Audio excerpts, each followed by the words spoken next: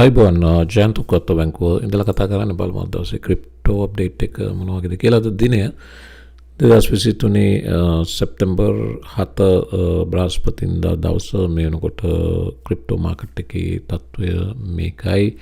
mostly red. අද දවසේ eastern time එකේ උදයට හමාරට ජොබ්ලස් නම්බර්ස් ජොබ්ලස් ක්ලේම්ස් නම්බර්ස් රිලීස් වීම නියමිතයි. ඒ වගේම ඉදිරි එන සතිය දැන් අද තර්ස්ඩේ හෙට ෆ්‍රයිඩේ ඊට පස්සේ ඉදිරි සතිය තීරණාත්මක සතියක් ඉදිරි සතියේ CPI numbers වගේම PPI numbers රිලීස් වීම නියමිතයි. ඉතින් මේක දැවැන්ත සතියක් ඇතුළට යන අවසාන මාකට් එකේ දින දෙක නිසා අද දවස තරමක ඩල් ස්වභාවයක් පේන තිනවා ස්ටොක් මාකට් එක මේ ක්‍රිප්ටෝ ස්පේස් එක වගේම ස්ටොක් මාකට් එකේත් මෙන්න මේක තමයි තත්ත්වය. Mostly S&P 500 futures fall as Wall Street shift focus back to path of interest rates කියලා කියනවා. ඉතින් negative sentiment එකක් overall market එකේ තියෙන්නේ. ක්‍රිප්ටෝ අපි බැලුවොත් global crypto market cap එක තාමත් 1.04 trillion sideways යන්නේ. market එකේ ලොකු moves සිද්ධ වෙන්නේ නැහැ. Bitcoin price එක බැලුවොත් මෙන්න මේ වගේ තමයි Bitcoin price එක තියෙන්නේ 25700යි price එක sideways යන්නේ. මේ 4 hour chart එක වලට පේන්නේ. සාමාන්‍යයෙන් අගෝස්තු 30 එක ඉඳලා මේ වෙනකොට දැන් සතියයි මුළු සතියම price එක sideways අවස්ථා දෙක තුනක් price swing වුණාට mostly sideways market එකක් බව පේන තියෙනවා. ඉතින් altcoins එකක් දෙකක් move වුණා ඇරෙන්න overall crypto market එක අර 1.04 trillion වල තාමත් තියෙන බව පේන තියෙනවා. crypto වලින් slightly සල්ලි එළියට යනවා මිසක් crypto වලට සල්ලි එන පාටක් පේන්නේ නැහැ. Patreon එකේ ගත්ත එක ට්‍රේඩ් එකක් මේ පේන්නේ. ඊයේ දවසේ අපි ඩේ ට්‍රේඩ්ස් තුනක් ගත්තා. ස්විං ට්‍රේඩ් එකක් ගත්තා. ඊයේ දවස 100% ග්‍රීන් දවසක් විදිහට අවසන් කරන්න හැකියාව ලැබුණා. ඉතින් වත් ඉන්ට්‍රෙස්ටඩ් නම් ඩේ ට්‍රේඩින් වලට ෆස්ට් ටියර් එකට සම්බන්ධ වෙන්න පුළුවන්. ස්විං ට්‍රේඩින් ඉන්ට්‍රෙස්ටඩ් නම් සෙකන්ඩ් ටියර් එකකින් උඩට සම්බන්ධ වෙන්න පුළුවන්. Patreon link එක YouTube video description box එකේ තියෙනවා. එතනින් සම්බන්ධ වෙන්න. ඊයේ අපි ගත්ත ස්විං ට්‍රේඩ් එකත් අපි ග්‍රීන් ට්‍රේඩ් එකක් විදිහට අවසන් කරා. මේ මොහොතේ යමින් තියෙන තව ට්‍රේඩ් එකක් තමයි මේ රෙන්ඩර් ටෝකන් buy ට්‍රේඩ් එකක්. මේකත් මම Patreon එකේ share කරපු ට්‍රේඩ් එකක්.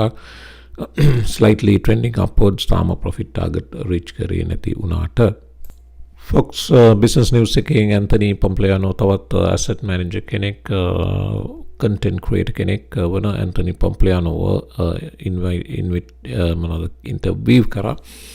Fox business ප්‍රශ්න තමයි මේ Bitcoin ETF වලට ඊළඟට මොකක්ද වෙන්නේ කියලා. ඉස්සෙල්ලම Grayscale Bitcoin Trust එක ETF එකක් spot Bitcoin spot ETF එකක් කරාවිද නැත්නම් දැන් මෙතන applications ගණනාවක් තියෙනවා. BlackRock ඉන්නවා, ARK ඉන්නවා, මේ අයගේ Valkyrie මේ අයගේ applications සියල්ල approve කරාවිද කියන ප්‍රශ්නේ ඇන්තනි පොම්ප්ලියානෝගෙන් අහපුවම අල බලන්න පම්ප් මේකට දීපු උත්තරේ. Now what the SEC has to decide is, are they going to allow this conversion?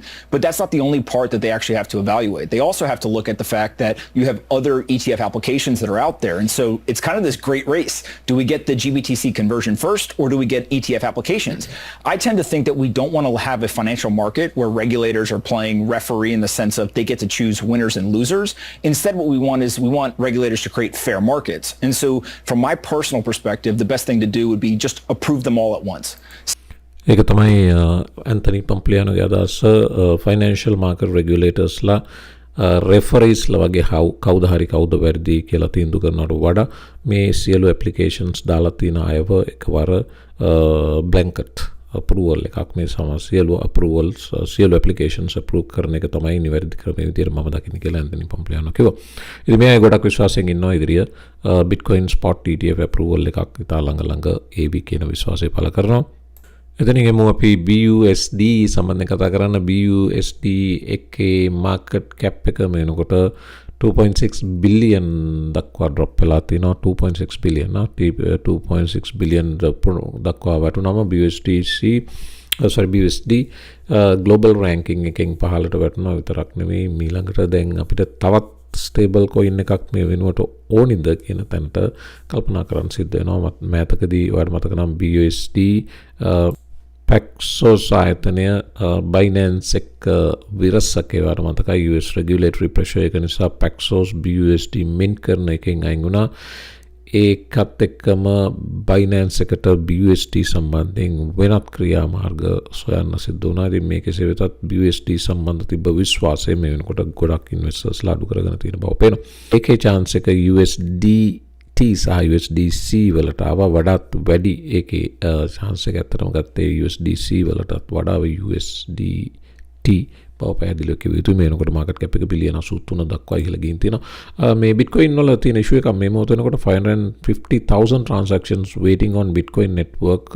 මේක වර මතක නම් BRC20 tokens මේවා ගොඩක් අතන BRC20 tokens විදිහට හඳුන්වන්නේ සතෝෂිස් නැත්නම් Bitcoin එකෙන් 100 මිලියන් වලින් එක කොටසක් මේ සතෝෂි වල ordinals කියලා network එකකින් සතෝෂි වලට තවත් අමතර data connect කරන තාක්ෂණයක් ගෙනවා. මේකත් එක්කම තමයි මේ Bitcoin congestion එක ඇති වුණේ. මතක නම් මේ මාසේ Bitcoin වල මෙවැනි congestion එකක් ඇති වුණා. එකම Bitcoin network එක සම්බන්ධ නැවත කතා බහ කරන්න පටන් ගත්තා. මේක ඔය කියන තරම් ඇත්තටම මේ මාකට් එක ඩොමිනේට් කරන්න පුළුවන් network එකක්ද කියන තැනට මෙවැනි දේ සිදු වුණාම Bitcoin network එක සම්බන්ධ තියෙන trust එක යම් ප්‍රමාණයකට පළුදු විය හැකි. නැවතත් ලක්ෂ 5මාරක transactions මේ වෙනකොට ආයිමත් හිර වෙලා තිනවා මේ BRC20 tokens situation එක නිසා කියලා තමයි වාර්තා කියන්නේ. මම මේ ඇවිල්ලා ඉන්නේ Bitcoin 4 hour chart එකට slightly price එක trending downwards. ඉතින් market එකේ 8මාර මේ වෙනකොට news එක released. Initial jobless claims numbers release වුණා. මේ වෙනකොට පෙන්නනවා previous number එක 2.29. expectation එක 2,34,000ක් තිබ්බ. නමුත් claims 2,16,000 ලැබිලා තියෙන. එකෙන් පෙන්නනවා jobs market එක තවමත් extremely strong නැත්තම් තාමත් හෝල් කරන් ඉන්නවා කියන එක. නැත්නම් අලුතෙන් jobs create වෙනවා කියන එක. මේක negative news එකක් මාකට් එකට. ඒ negative news එක නිසාම දෝ Bitcoin මේ වෙනකොට respond කරනවා. අපි බැලුවොත් පුංචි time frame එකකට දාලා price එක මේක තමයි පහමාරි news එකට මේ විනාඩි 15 candles මේ ඒ news එක release වෙන විනාඩි 15 Bitcoin price එක respond කරපු හැටි overall market එකත් මේ වෙනකොට negative territory එකේ ඉන්න බව පේන්න තියෙනවා. අර තොරතුරට respond කරමින්. වලට මේකේ තරම් ගුණදායක news එකක් නෙවෙයි. නමුත් මේක share කරන්න වෙනවා IMF and regulators set out a roadmap to contain crypto risk. Crypto වලින් එන්න පුළුවන් risk එක මේ global financial market එකට එන්න පුළුවන් risk එක අවම කිරීම නැත්නම් පාලනය කිරීම සඳහා තමයි මේ කමිටුව මේගොල්ලෝ රැස් වෙලා තියෙන්නේ. මෙතන කියන කතාවක් මේක ටිකක් බාහිතන කතාවක් widespread adoption of crypto asset. එතකොට මේ ඒගොල්ලෝගේ පේපර් එකේ ලියන්නේ. එතකොට IMF එකම පිළිගන්නවා crypto adoption එක දැන් widespread adoption එකක් වෙමින් යනවා කියලා. globally මේක මිනිස්සු crypto adopt කරනවා කියන එක IMF officially පිළිගන්න අවස්ථාවක් මෙතන. කියලා ඒගොල්ලෝ කියනවා assets could undermine the effectiveness of monetary policy, circumvent capital flow මේක එච්චර උඩුර ගන්න එපා. මේ කියපු වාක්‍ය මම කියවන්නේ capital flow management measures, exacerbate fiscal risks, divert මෙන්න මේක ඇල් මාරු වැදගත්. මේගොල්ලෝ කියනවා මේගොල්ලෝ බයයි crypto will divert resources available for financing the real economy. ඒ කියන්නේ real economy කියන්නේ දැන් ඔය traditional බැංකු ටික ඒ පද්ධතිය ඒ financial market එකේ තියෙන සල්ලි ටික කෙන් ගැලවිලා crypto වලට යයි කියන බය මෙතන ඒගොල්ලන්ට තියෙනවා. මෙතන divert resources available for financing the real economy and threaten global financial stability.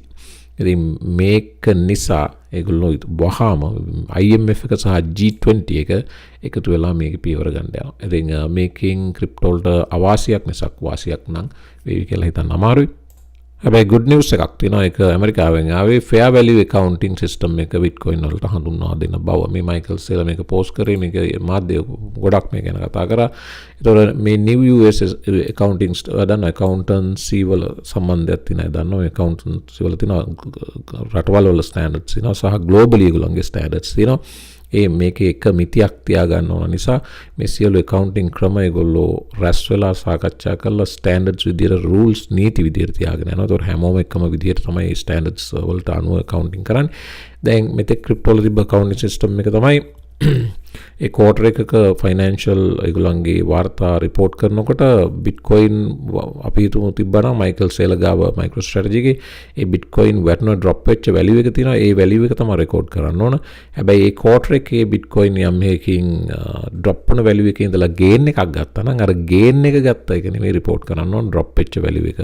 එතකොට ඒක fair accounting value system එක නෙවෙයි. ඒ නිසා market එක ඉල්ලා හිටිය කාලයක් තිස්සේ විශේෂයෙන්ම institutions ඉල්ලා හිටියා මේක fair accounting value system එකට change කරන්න කියලා. right? ඉතින් අවසානයේ ඇමරිකාවේ FASB ආයතනය අවසානයේ ඒගොල්ලෝ තීන්දුව කරා මේකේ fair accounting value system එක කියන්නේ quarter එක ඇතුළේදී bitcoin 15000ට වැටලා ඒගොල්ලෝ recover වුණොත් 30000ට. එතකොට ඒ 30000 value එකට market value එකට නැත්නම් fair accounting value system කියන්නේ ඒක market එක ඒ වෙලේ gain කරලා තියෙන value එක record කරන්න අවසරය ලැබෙනවා. ඒ නිසා මේ change එක institutional adoption එකට ලොකු support එකක් වන බව මයිකල් සේල වගේම සමස්ත market එකම පිළිගන්නවා. ඉතින් මේක හොඳ තත්ත්වයක්. right bitcoin කියන්නේ bitcoin mining firm එකක් කැනඩාවේ ඇමරිකාවේ දෙකේම ඔපරේට් වෙනවා. එතකොට right blockchain එකේ වැඩ කටයුතු පෞගේ කාලේ අගෝස්තු මාසේ ඇමරිකාවේ ගිය heat wave එක නිසා විශේෂයෙන් ටෙක්සස් වල මේ bitcoin minersලා ඒගොල්ලන්ගේ වැඩ නැවතුවා. නැත්නම් ඒගොල්ලෝ mine කරන එක energy demand එක energy usage එක අඩු කරා. national grid එකට electricity අවශ්‍ය නිසා ගෙවල් වල air conditioners දුවන්. ඉතින් ඒක නවත්තන්න රජයත් එක්ක එකඟ වුණා. ඒකඟ වීමේ නිසා riot blockchain එකට වෙච්ච පාඩු පිරිමහන්න ආණ්ඩුවෙන් ගෙවන්න එකඟ වුණා. දැන් Texas paid මෙතන සඳහන් වෙනවා riot platforms 31.7 million to slash bitcoin mining in August heat wave. ඉතින් Texas කියන්නේ bitcoin miners ලාට ලොකු support එකක් දෙන state එකක්. ඉතින් ඒගොල්ලෝ තමයි මේ damage එක ගෙවලා තියෙන riot blockchain ආයතනයේට. bitcoin cycles වල මෙන්න මේ market value to realized value deviations chart එක බලන්න. මේක වැදගත්. මේක ඒගොල්ලෝ පෙන්වන්නේ cryptocoin පෙන්වන්නේ market එකේ අවස්ථා හයක් පෙන්වනවා. එකක් මේ colors අනුව blue, green, yellow, orange සහ red. blue වලින් පෙන්වන්නේ cycle bottom එක. මේ arrow head එක දාලා තියෙන 2012 15 19 සහ 23. cycle bottom එක green එකෙන් පෙන්වන්නේ cycle bottom එකේ ඉඳලා ඊළඟ step එකට transition එක. ඊළඟට cycle එකේ mid cycle එක තමයි yellow.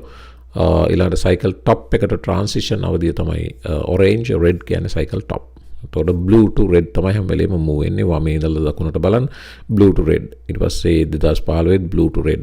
දැන් මේ වෙනකොට දකුණ extreme දකුණේ තියෙන arrow head එක පල්ලෙහා තියෙන එක බැලුවොත් blue එකෙන් already transition වෙමින් තියෙනවා green එකට සහ yellow එකට.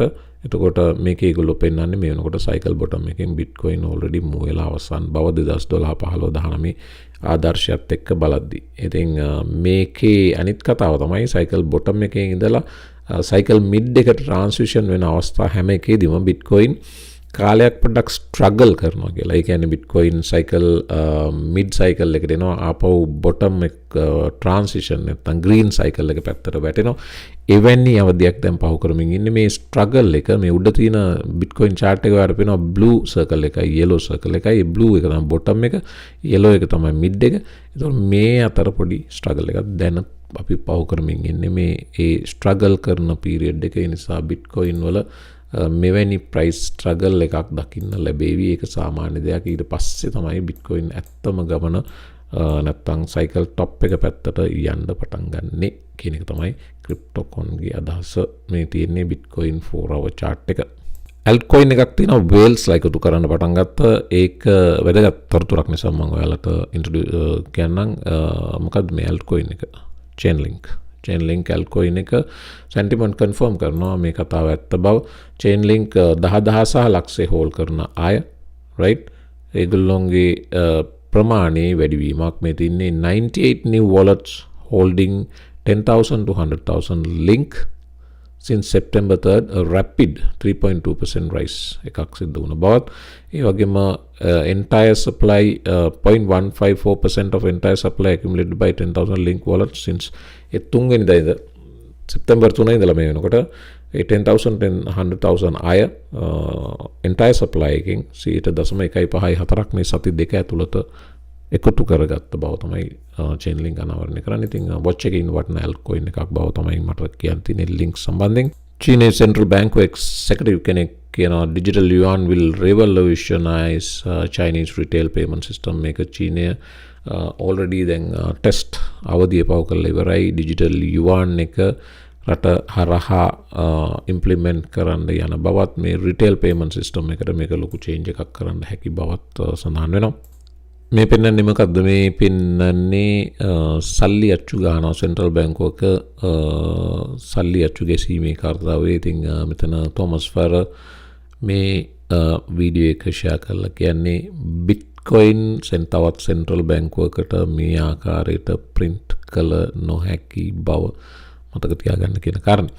ඉතින් එතනින් අපි price එක බලනවා නම් 25655 තාමත් slightly trending downwards. මේක තමයි overall තත්ත්වයේ මේ වෙනකොට. මේ වීඩියෝ එක ක්ලිප් එකක් බලාගෙනම වීඩියෝ එක අමාර කරනවා. Ben Armstrong වල දන්නවා BitBoy crypto BitBoy තමන්ගේ කම්පැනි එකෙන්ම රස්සාවෙන් දැමුණා. රස්සාවෙන් අයින් වෙන සිද්ධ වුණා. එතකොට සියලු අතේ තිබ්බ ක්‍රිප්ටෝ සහ ඊට පස්සේ වාහන ආදී වශයෙන් සියලු දේවල් කම්පැනි නමට තිබ්බේ Ben Armstrong තයි සියල්ල අහිමි වෙලා තමයි එළියට ආවේ. මේ වෙනකොට අතේ ක්‍රිප්ටෝ කරන්සිත් ඉතාම සුළු ප්‍රමාණයක් තියෙන බව Ben සඳහන් කරා. කෙසේ වෙතත් Ben අලුත් channel එකක් Ben Armstrong නමින්ම පටන් ගන්න තියෙනවා. වගේම මෙන්න මේ වගේ අදහසක් දැක්වුවා. අහලා බලන්න. Welcome to Ben Armstrong Crypto. Guys, it has been a rough couple weeks. I think everybody sees what I've been through. And I just want you guys to know that I love you and I appreciate you and you have a new name. Your name used to be the Bit Squad, but the Bit Squad goes away with the BitBoy Crypto channel. BitBoy as a name for me is dead. I am now Ben Armstrong, which is my name. And I got to be honest with you. Certainly the branding with BitBoy was great. Certainly it was good. But the thing is that being a 40-year-old man, about to be 41 here soon, and having people call you BitBoy, it's... ඒ විදිහට තමයි සඳහන් කරේ. ඉතින් මේ తాවකාලිකව පටන් ගත්ත channel එකක් විය හැකි. තාමත් කලින් BitBoy crypto ඒ ආයතනයත් එක්ක මේ සාකච්ඡා වෙමින් සඳහන් වෙනවා තියෙන බව මොනවාරි සමතයකටපත් වෙන. ඒකසත් Ben Armstrong already අලුත් channel එකක් පටන් ගන්න ඒක හරහා කතා කරන්න පටන් ගත්තා. ඉතින් මේක තමයි crypto space එකේ leading channel එකකට අවසානයේ සිද්ධ වුණේ 1.4 million subscribers ලයින් channel එක. ඒකේ views දවන්ත විදියට drop වුණා Ben Armstrong company එකෙන් අයින් වෙනවත් එක්කම. ඉදිරියේ බලමු මේගොල්ලෝගේ changes මොන වගේ දේවල් සිදු වෙයිද කියලා. ඕක තමයි overall crypto space එකේ අද ඔයගොල්ලන්ට එක වීඩියෝ එකක් ලැබෙනවා. වීඩියෝ එකේ මේ තිබ්බ තොරතුරු ටික මම ෂෙයා කරා. ඉතින් තවත් අලුත් වීඩියෝ එකකින් හමු වෙමු. channel එක subscribe කරන්න අමතක කරන්න එපා. වගේම Patreon එකේ day trade කරන්න interested ආයත link එක තියෙනවා YouTube videos description box එකේ හරහා සම්බන්ධ වෙන්න. day trading ආයත පුළුවන් first tier එකට, swing trading ආයත second tier එකේ ඉඳලා higher tiers වල සම්බන්ධ වෙන්න පුළුවන්. එhmenan හමු වෙමු මම අලුත් වීඩියෝ එකේ එක්ක සුබ දවසක්.